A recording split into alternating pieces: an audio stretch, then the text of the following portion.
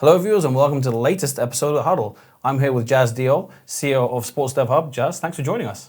It's a pleasure. Thanks for having me.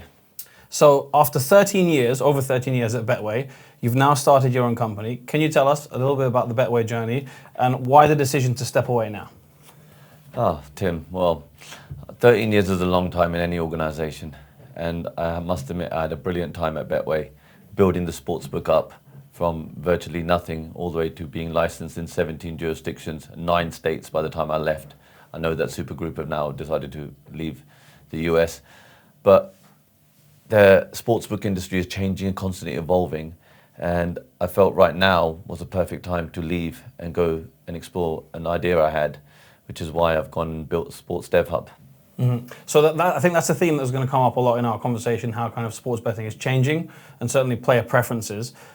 Talk to us about the kind of thesis, the thinking behind SportsDevHub.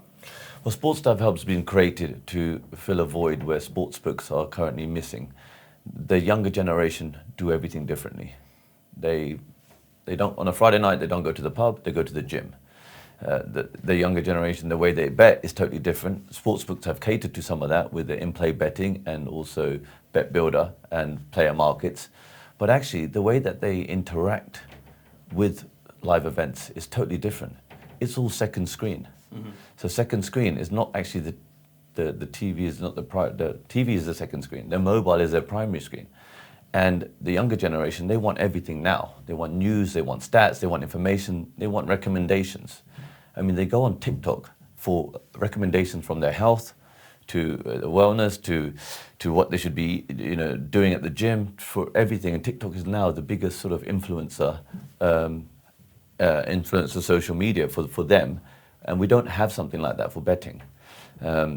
So SportsDevHub has been building products that engage users, engage the younger audience to drive them towards sportsbooks, so they can get stats, information from our scores apps, live news, live updates, and we built an AR bet recommendation engine which serves the purpose of giving them information, giving them ideas, giving them opinions that then they either like or dislike, but engages them to go to the sportsbook to place a bet. Mm-hmm.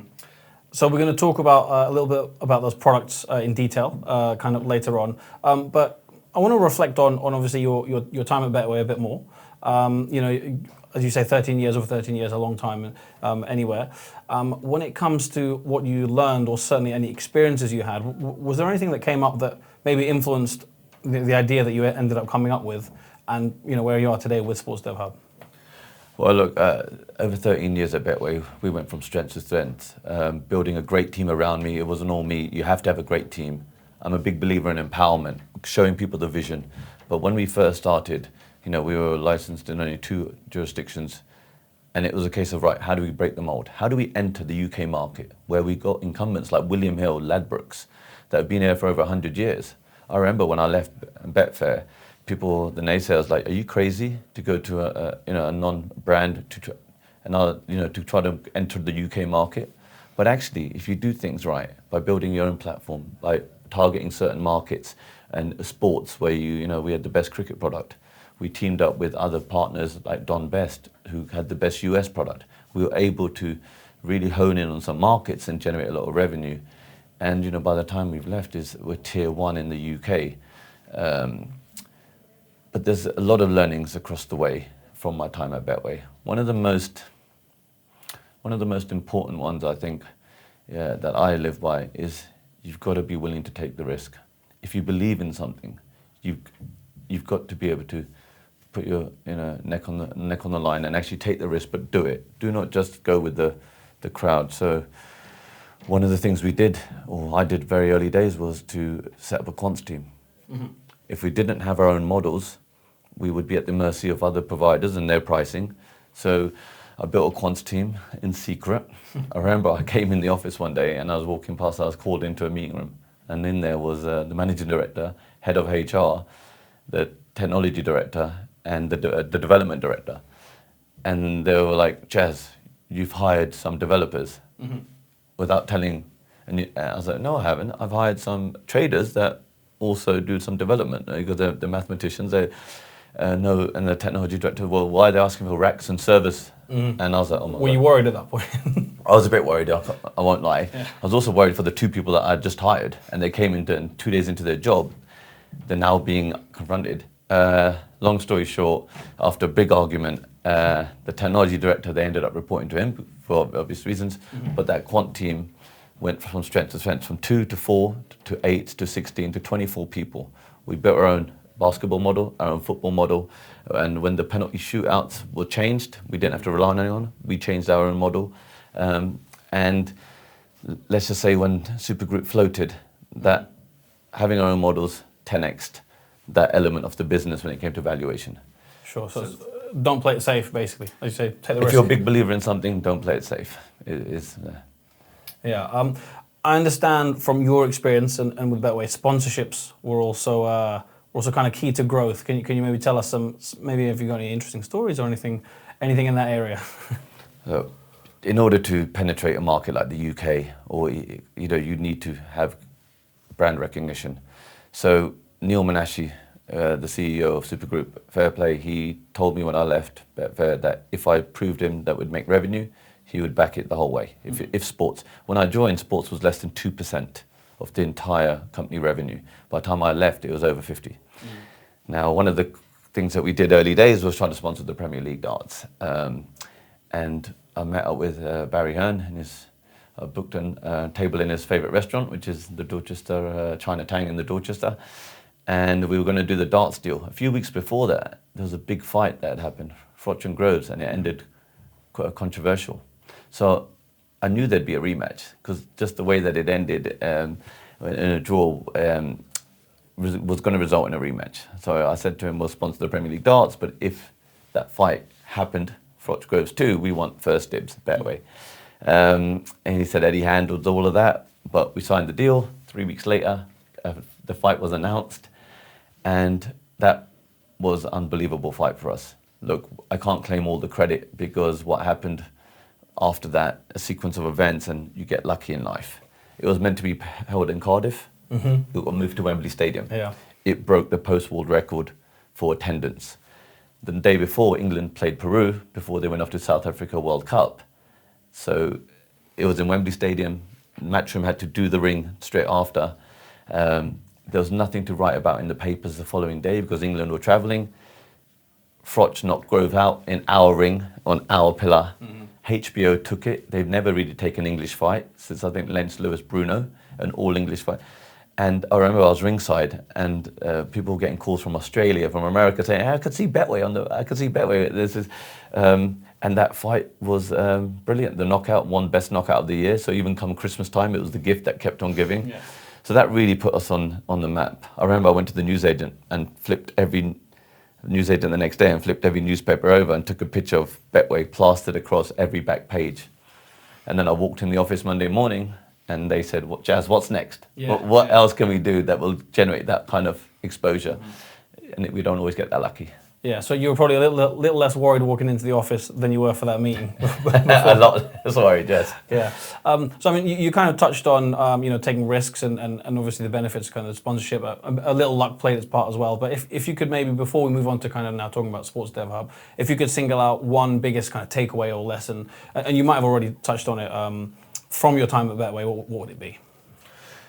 I'm a big believer in bringing the team along with you. So you have to show them and give them the vision of the great goal. Otherwise, they're building in silos if they don't know. And secondly, it slows you down. And empowerment's big. But agility, the ability just to be adaptive. Sports industry, more than any other moves, with the regulation, compliance, those are just two things, let alone technology and the advancement of everything else. I've hung on my hat on a lot of stuff, but I've been big enough to say, change direction, or you adapt it, and so you've got to be adaptable. You can't just continually go down the one-way street without noticing the trends or the patterns, because not everything we do, we get right first time. Yeah. And so that's the key for me is, in being adaptable and taking risks when you believe in something. Yeah, when you've said that, something that's come into my head is, if you're at a table at a boardroom perhaps, and you might have, pressure from a CFO, a CEO, whoever it is, saying, but we've invested this much, so far. How do you convince them that maybe changing course is the right way for the long term. If you see where I'm coming from, you might have had that conversation before. Yeah, we've had many of those conversations. Look, one of the first things when I joined was I took Betway off OpenBet. I was like, we can't be at the mercy of somebody. If you're gonna make mistakes, make them while you're young, make them while you're small and tiny. So if it meant we go 2 steps back and building our own front end and building our own platform, then let's do it. But then from there we built our own quants, albeit we're in secret or whatever it was. But eventually everyone saw the fruits of that, and both the guys that I hired are now heading up huge teams within Supergroup. So I'm glad that not only do I pick right people, but we delivered great product. But you have to be able to make those bold decisions, because owning your own platform, owning your own ecosystem and environment, it pays dividends later. But it does mean occasionally that you go slower or you take things back. So that is one of the big things that boardrooms challenges. Just throwing good money after bad is not always the best. Yeah. Okay, so SportsDevHub and no pressure, but everything that you've said so far, you're going to look to hopefully apply with your own organization. Tell us about you've touched on it a little bit already, but tell us about the products, and you've got kind of multiple verticals as well. Yeah, so all the products are for user engagement, fan engagement, but not just for sports betting. We're also doing some work with some federations. For example, in-stadia, in tennis, in between matches, the audience is there, they're captive. How do you engage with the users? For example, at a darts match, in between the matches, you could have a quiz that comes up with the QR code, and they play a quiz, fastest finger first. Those that enter it, the winner wins a shirt, and everyone else goes into a prize draw. Yeah. For betting purposes, they get free bets. You get user information, email addresses, telephone numbers. So we're experimenting a lot with different things for leaderboards, quizzes, and scores apps. The last scores app we built at Betway has 16 million users, 16 million downloads, fast #1 acquisition driver in 2 or 3 markets. Why? Because regulation prevents betting firms to be visible in Spain, etc. How do you get around that if you're going to sponsor events? Well, you build other apps that enable you to market to consumers. Now, the other thing as well, consumers nowadays the younger generation find betting apps convoluted. They're not the easiest. They love to just scroll, and the scrolling way works very well for scores. Yeah. Well, certainly I was going to say, we've done some coverage recently on sportsbooks and how they look. There's so many markets, the old-fashioned sportsbooks, so kind of to get from one end to the other and find the bet you want, often it doesn't lend itself to basically the player you're describing. Yeah, the younger generation have no time. They want everything yesterday. You've only got to look at the team lineups. Team lineups were used to be out an hour before. Now they're out an hour 15. Yeah, we've noticed that, yeah. The Premier League, they show goals after 10 minutes of going in. The highlights are on in 30 minutes.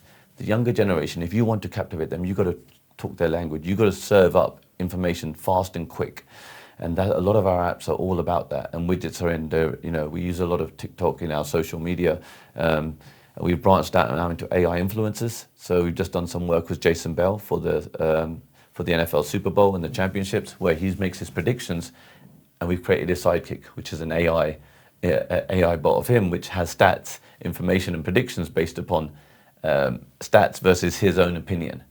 And it pays dividends because you can create a lot of them at very little effort. But B, if it's a brand ambassador, instead of bringing them in the studio like we are here today, you can utilize all their assets, and they can then make predictions or recommendations for bets for every game that weekend, not just 1 or 2. And with AI, as you know, the advancements of it looks better and better every few weeks. That's quite a good natural segue into my next question, good precursor, because I was going to ask about AI. You mentioned AI influencers. Obviously, AI is huge now in the industry. How else are you using it? Any recommendation tools or anything like that? Yeah, we've built an AI recommendation tool for football at the moment, and we're actually expanding it to cricket. It runs both pre-match and in play. Now, in play is brilliant because it all runs on momentum. So it'll recommend a bet based upon the last 10 minutes of what's happened, how many shots a team had, possession, dangerous attacks, etc. It uses that with all the stats, including odds, and will then spit out recommendations on next goal, but also player to score. it uses heat maps and then decides whether a player has a more probability of being in places where he's going to get a shot off and the likelihood of a goal. And so that widget is live at the moment, and it's performing pretty good in terms of click-throughs. Yeah, I mean, it's something I've seen on kind of almost a tier one operator like Sky Bet as well. It's something that it's not necessarily right at the top of the sportsbook, but as you say, it's a widget that you can add on and kind of place wherever you want, really. Yeah, look, obviously with every recommendation, it's based upon an opinion, and whether it's a data-driven opinion or whether it's a gut feel.